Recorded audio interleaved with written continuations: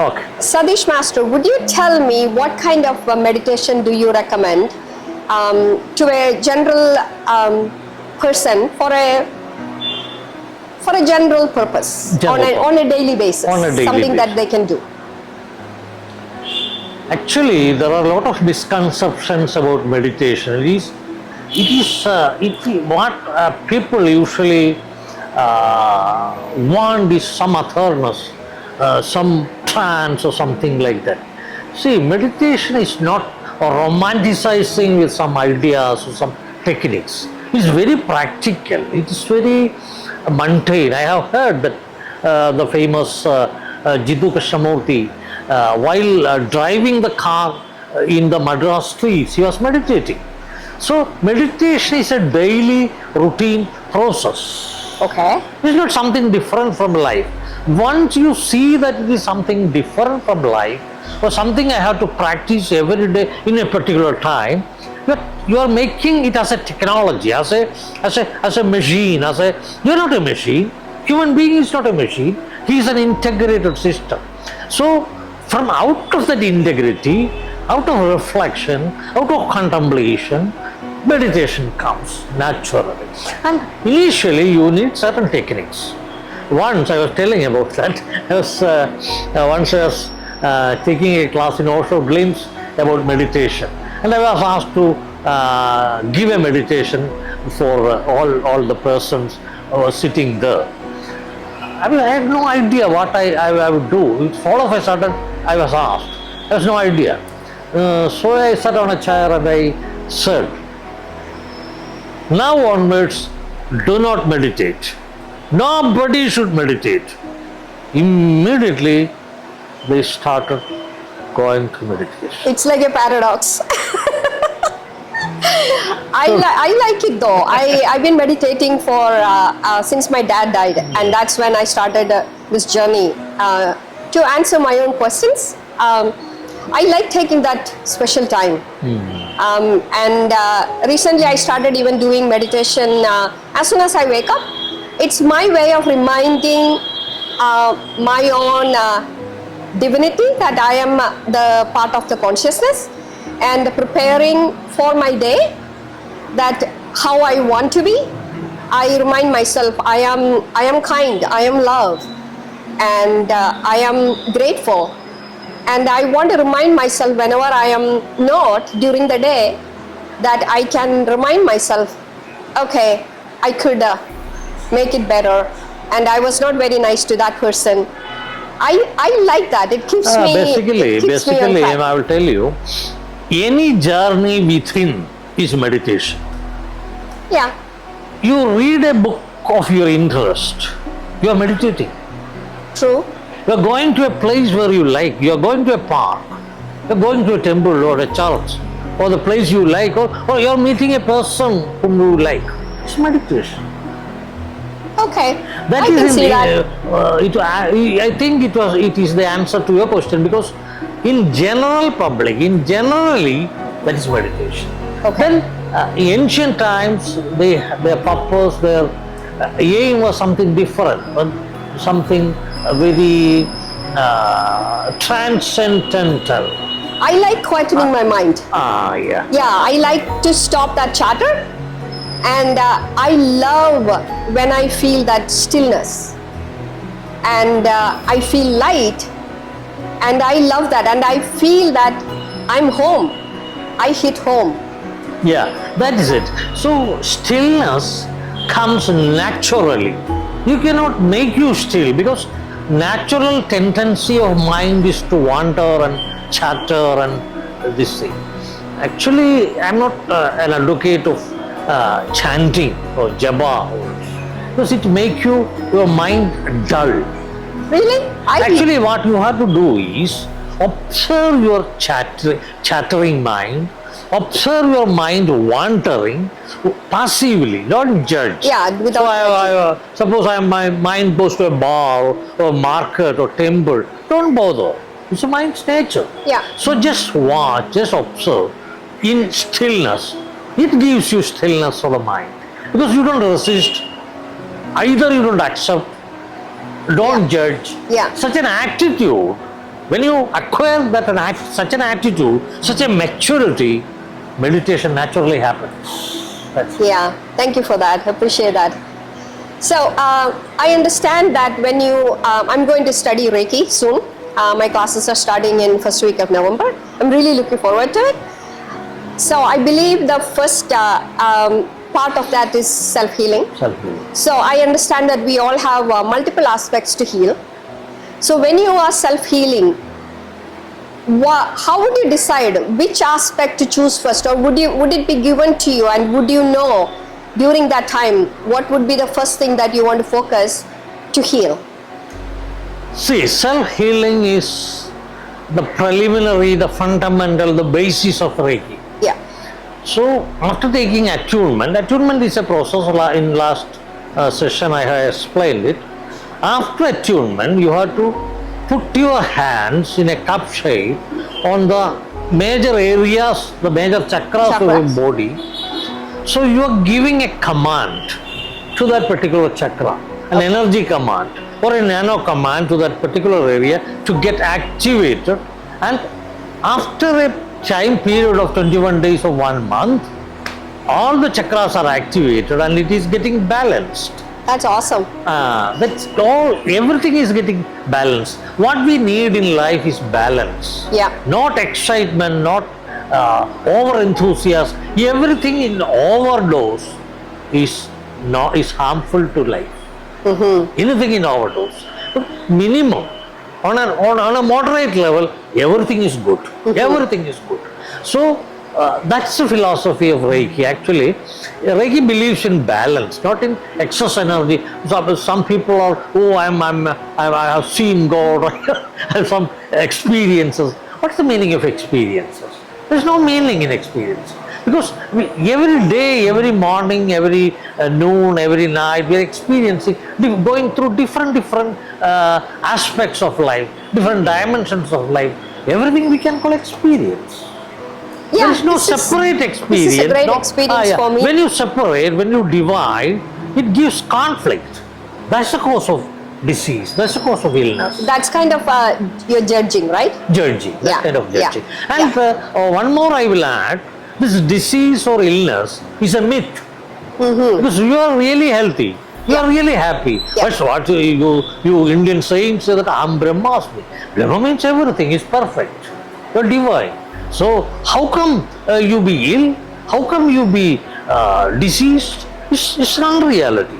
It's only a transient state. So once you recover it, you are healthy.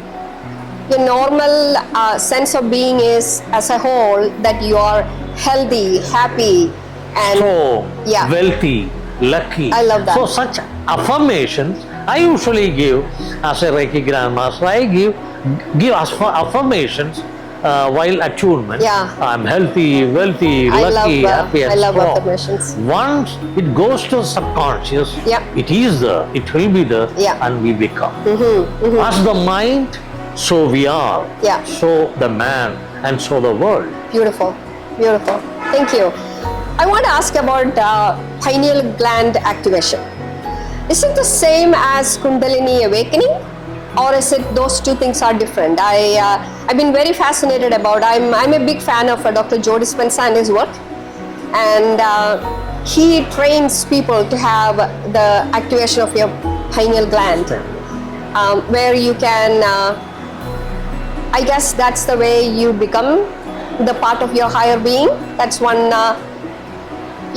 See, I differ in such ideas because a lot of people, a lot of aspirants come to me by taking all this sort of artificial things. I will definitely call it artificial because you will get some experience by arousing your pineal gland. So what is called the third eye opening or Kundalini awakening. Is it the same though? Is it the same? No, Kundalini awakening is something different and third eye opening is something different. I see. Because it should happen naturally. Yeah. When we use artificial methods, artificial techniques, it gives problems. It makes you imbalanced. But you can desire for it. Yeah, you can desire, but You go step by step, steady. That's why Reiki has 4 or 5 levels. Okay. First level, second level, third level, fourth level, fifth level. On each level, you are getting purified more. Your nadi bela, it's called the nadi bela, nadi shuddhi. It's called the nervous purity and strength. See, we cannot pass a high voltage electricity or to a 0 watt bulb. It will break. Yeah. That's what happens when you have this Kundalini awakening or third eye opening. Many people come to you, oh sir, they have done something and I'm totally imbalanced. Please correct me, please. A lot of people come to you because of, see, in ancient times, in ancient India or ancient Egypt or ancient Greece people, they do it with certain meticulous discipline. And there should be some acharas, some nishtas, some sadhanas. And slowly, this Kundalini awakening is a natural process. So if it is meant to happen, it will happen at the right time. At the right time. Because each chakra has to be crossed steadily, with quiet calmness, steadiness. It's not an experience. It's kind of a joy you have. It's kind of enlightened. It's a kind of divinity that you feel. So all the energy you have, you can carry it with you. You are not imbalanced. The other way around, what happens is you cannot handle. Tremendously energized, you cannot handle. You are excited, and you will end up to a psychiatrist. That is what nowadays happening. That leads to my next question. I've heard this in the spiritual world. Whatever you seek exists within you. Sure. Yeah. Would you expand it in a way that common people can understand the meaning of it? I'll tell you, everybody is a seeker. Some people seek money, some people seek beauty, artists seek perfection, and seekers, spiritual seekers seek God or truth or whatever it is called. Actually, what I am saying is, why do you seek at all? Because everything is available. You are available to you. Why do you seek yourself? So stop seeking and start looking inwards. Start actually living. When you start living, those who don't know how to live is searching life. In searching life, they miss their life. They end up in. So what I'm hearing is, we are life itself. We are life itself, and the divinity itself. We are everything. So you just need to look internal and connect to that, rather than seeking somewhere else, somewhere outside or something, some God or something. Beautiful. Yeah. That's a great mistake we make as spiritual aspirants. Even my Reiki students advise that. I don't advise usually, but I tell you, don't seek any. Then you need relief, you need solace, you need some kind of perfection in your nervous system. That Reiki will give, that's all. In such a way that diseases disappear. So when the body is in disease, that's lack of ease. It's the imbalance of all these energy, and otherwise what you are experiencing is ease and peace, happiness and joy, and the contentment, content with yourself. Yes. Be content with yourself, because you are made for it. You are made for yourself. Accept that first. You are made. I am made for myself. I am made. Like previous question was why, how, and I travel, chemistry, computers, and all those things. And I was made for that. And I am sure. Now I am comfortable and sure that I am this way. It was your process. It was your process. Necessarily, it is the process. Yeah. So I will not say that you don't seek or you don't do anything. You have to do. You must do. But with the knowledge that this is not the end of life. Beautiful. Yeah. I want to ask about the different terms that we use. Self-realization, self-actualization, enlightenment, and samadhi. All of these sound similar to me, but I'm sure it's not. No. So would you educate me about the difference and aspects of these kind of terms? Yeah, I would really appreciate Actually, that. self-realization is knowing one's potential and the essential divinity within us. Okay, That's I thought so, self-realization. yeah. Because I know what I am. And when I know what I am, I know the world because I am the world. I am the universe. That's beautiful. Then we don't need to react to anybody. We don't need to justify. Yes. We don't need to explain. We don't need to condemn, I love judge, compare. Nothing is required because I'm balanced and I'm perfect. I don't like the word perfect because nobody is perfect. I can excel in my own way and I am comfortable with myself. That's self-realization. And self-actualization is one step ahead because you completely know your potential and you know how to use it. Okay. You realized it and you use it effectively, successfully to be a good human being. You are helping the society, you are helping your fellow beings.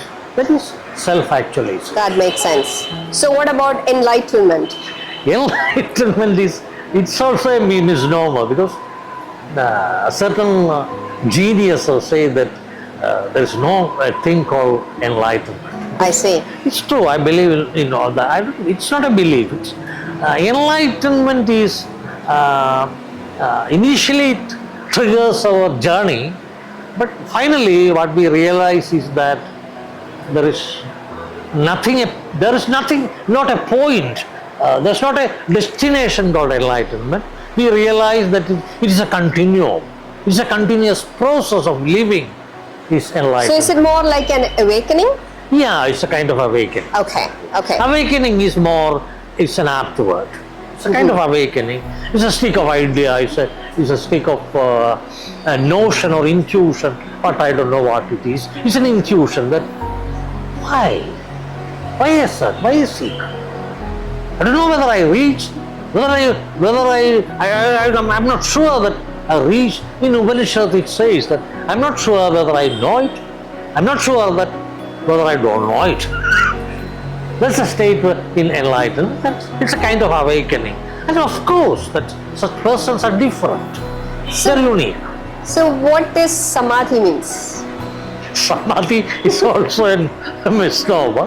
It's a kind of, its actual meaning of samadhi is, sama means equanimous, thi means buddhi, intellect. Okay. It is samadhi. Samadhi means equanimous intelligence. You see everybody as equal. You see yourself and others as equal. And on a longer term, you see God and you as equal. So it's like we all are part of the consciousness. Consciousness. And we all are, it's almost like a massive consciousness. I see. So when you see another person, even if they are depicting more behavior not like the divine self, you can still choose to look at him or her as he or she is also part of the consciousness. Part of the consciousness. Actually, our consciousness is not our consciousness. Our mind is not our mind. It is universal mind, it's your universal consciousness. You are a part of the universal consciousness. Actually, awakening leads you to the knowing that you are one with that consciousness. Wow, that I love that. Consciousness. I love that. You are one with that universal consciousness. I love that. Then your life changes. Yeah. Because your view changes, your perspective changes, your reaction changes. Then you don't react, you respond accurately because your perception is clear. You have clarity of perception and your response will be clear and correct. So then we don't need to worry anything about life at all. Okay. And the worry and that faith and the trust doesn't go together, right?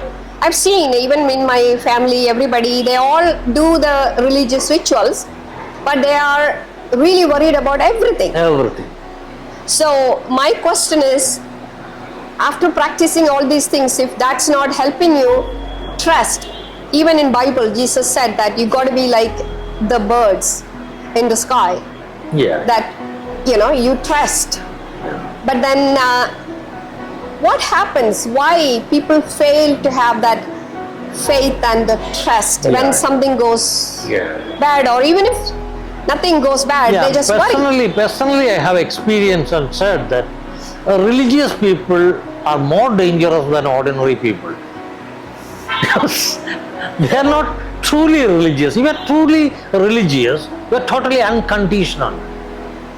Yeah, because it's the religion actually, when it comes to the organized religion, it's not helping people to be spiritual. Spiritual, yeah. And actually, religion, the so-called religion, is a hindrance to true spirituality. that's correct. That is what is going on in the world now. Yeah, because anything that induces shame and guilt and fear and those kind of things are not true to yourself. And any institution that tells you that you are a sinner and somebody is there sitting in the sky to punish you, it didn't make sense from the very beginning, even as a child, to me. Because when we were taught that God is love, and I'm thinking, a loving God, how does he punish you? Yeah, how can he punish? How can he put you in hell? Exactly. And I was thinking, Because you are love. He is love, you are love.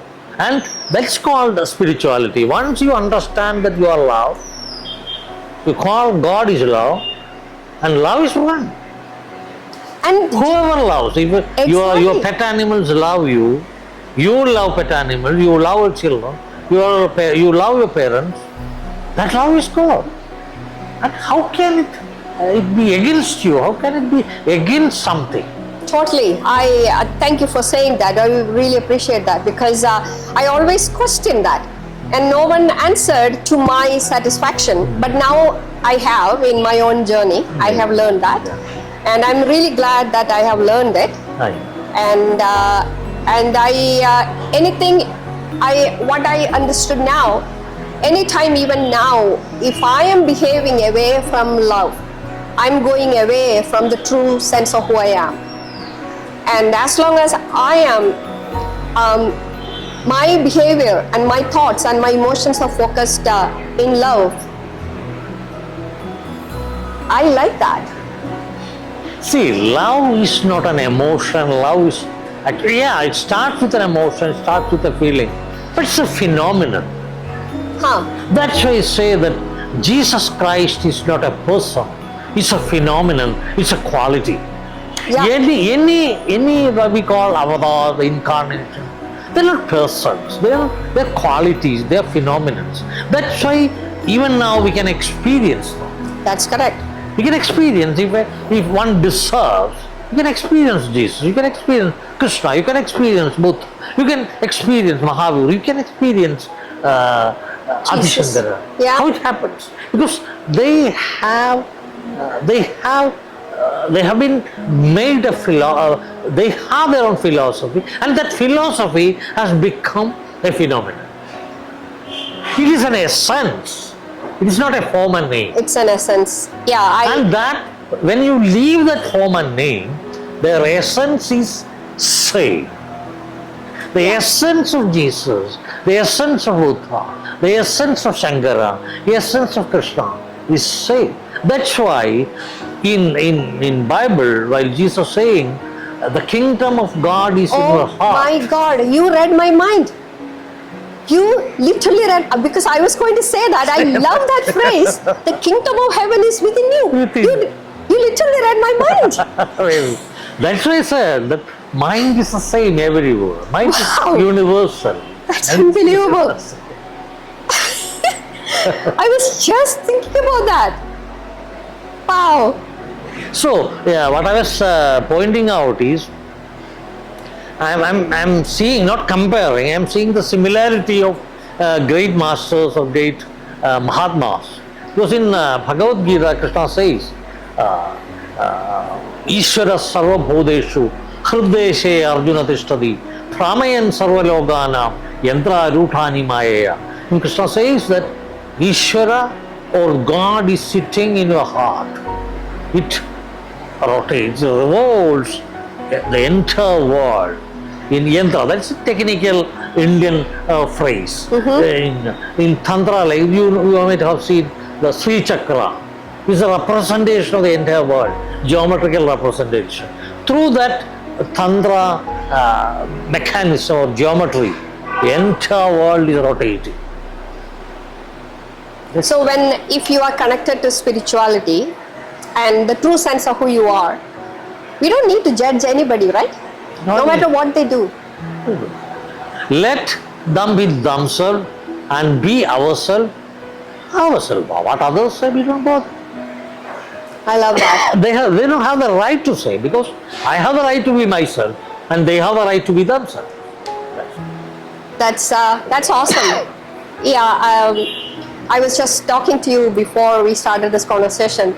I'm very different from all my family members, and when I look back, I can see that even as a child I was different, and it is challenging for me, and it's an experience, and I tend to think it as more humbling, because if I have learned certain things, and this is not to put anybody down, I have to be the most humble person, right?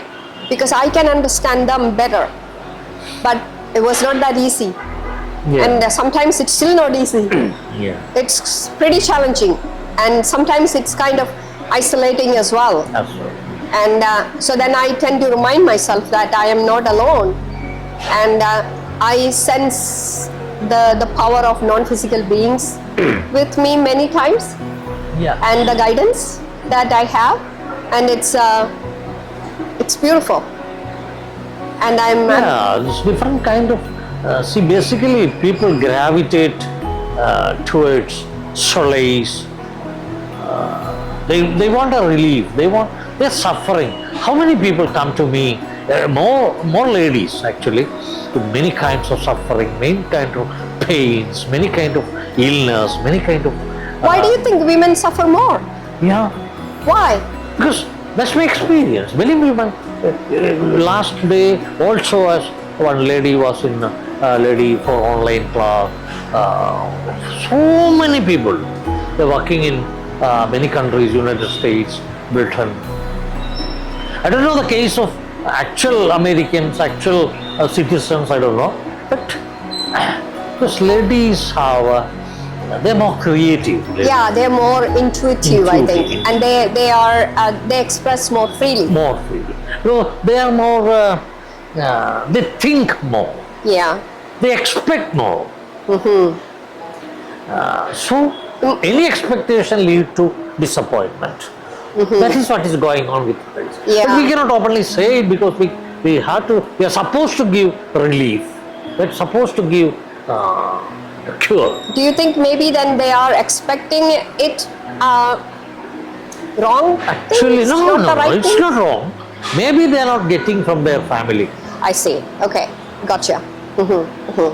That's the main reason. Okay. Because men in India, especially in Kerala, they have lot of outlets, lot of relaxing techniques, lot of mechanisms, there lot of there's many things. Especially, actually, ladies have also started liberating themselves from the clutches of past. Yeah, I guess recently there has been a lot of awakening, and people are still getting used to it. Yeah. I like that movement. I want to ask you, what's the difference between Reiki and pranic healing? Both are more energy-based. Similar, energy-based. The only similarity is that in both cases, prana is used. Okay. But in Reiki, when you say prana, it's chi, energy? Chi, energy. Yeah. Energy, prana.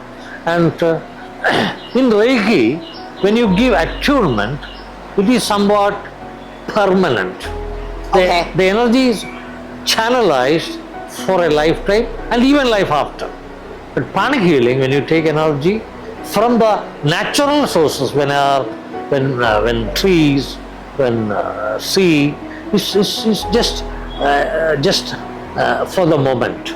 You are taking the energy like this and you passing it on to another person. It is something temporary, and you get a relief temporarily. But in Reiki, it is permanent.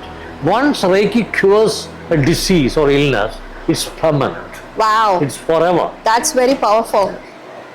I love that. Yeah. That's awesome. Wow. And I had been thinking about getting some training in some kind of energy healing. And recently only it occurred to me that I want to do Reiki. And that's... Reiki of course is a better option. It's a better way, better path. It will lead you. I don't think Reiki leads you, guides you. That's all. Okay. I'm just starting the class, so I have a long way to go. I'm really looking forward to it. And that's what led me to you. I didn't know anything about you. I don't know many people in Kerala anyway. And I saw one of your interviews, and I really liked what you were saying, that I felt that I could resonate. And I thought, okay, that's one person, maybe I could talk certain things like this, because if you speak energy and those kind of things to a regular person, then they may say that you are kind of out of your mind. What are you talking about? Yeah. So it's kind of really nice to see. What is this energy? Now we are talking, we are discussing what we are listening to, what we are getting into. Because when you talk, we are listening it with ears. That's a kind of energy. Yeah. When we are seeing a thing, it's a kind of energy exchange. Yeah. That's just planned. When I see, it's an energy. Some energy goes into my brain and it activates my memory, and I recognize that it's a plant, it's a tree, it's a plant. It is the energy does all the work. Everything is energy. Even the chair, and even the computer, even the camera, everything. Even communication, computer, camera, everything is an embodiment of energy. Embodiment of energy. That's a nice way of putting it. I really like that. I really like that.